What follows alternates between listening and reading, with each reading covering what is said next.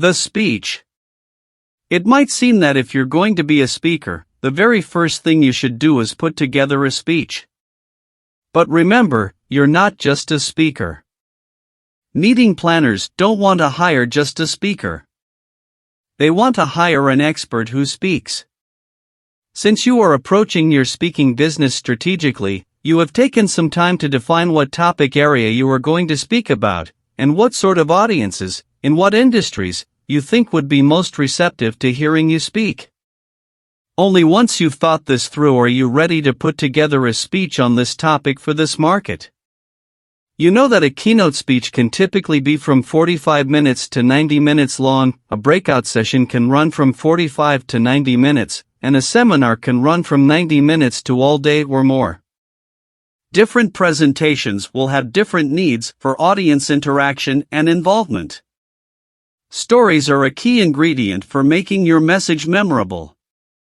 Visual aids, props, flip charts, PowerPoint may or may not be appropriate. Practice and rehearsing are essential. You know all this. You also know that giving live presentations is the best way to build your skill, so you seek opportunities to do this, even if they aren't paid. Speaking to service clubs, schools, and/or groups of colleagues gives you a chance to work on material.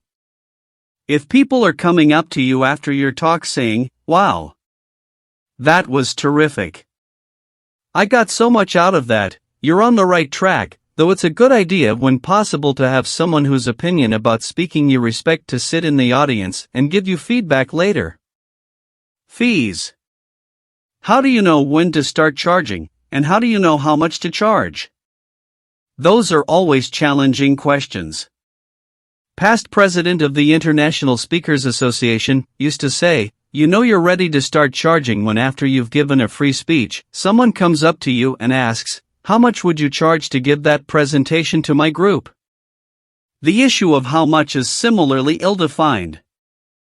There's no question that from a meeting planner's point of view, expectations for a 100 rupees dosan speaker are a lot higher than for a Rs. 25,000 speaker.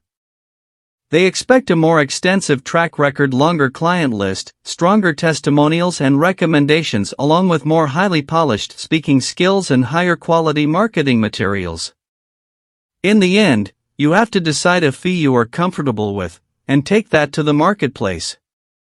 If you have colleagues who speak professionally, you might bounce your ideas off them and see what they think.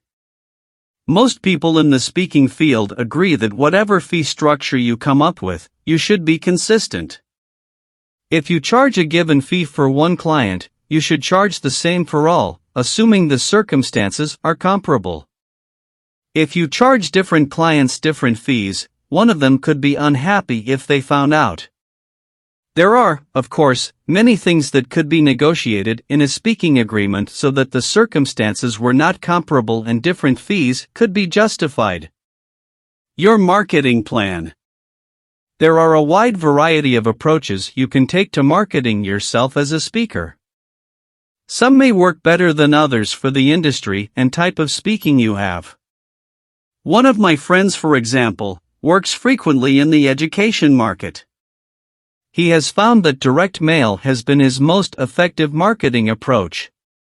He creates a campaign, a series of marketing pieces to send. In the first one, he offers them something for free, like a poster or an audio recording. If they write back for the free item, he adds them to his database and begins the campaign. Another idea he has talked with us about is doing something that we do, conducting interviews with key people in an industry. He records these interviews, and then sends them to others in that industry. This positions him as an important resource and player in that industry. Marketing, after all, is not just getting your words in front of a prospective buyer.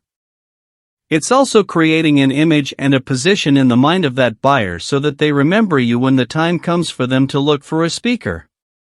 Once you make contact with someone who can hire you as a speaker, they are going to want to know more about you. While there are today a variety of ways to present your marketing message, two of the most common are still very popular: the one-sheet and the demo video.